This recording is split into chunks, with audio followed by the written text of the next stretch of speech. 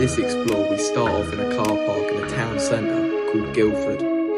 We're looking for a World War II air raid shelter called the Foxton Quarry Shelter, and it's meant to be under this car park somewhere. We just need to work out how to actually get in.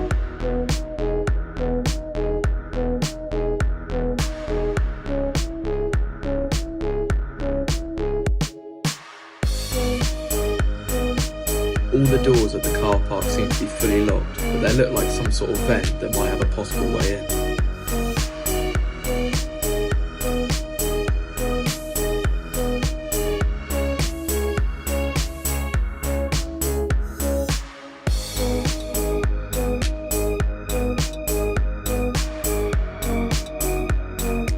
Join us as we take a look around this abandoned air raid shelter.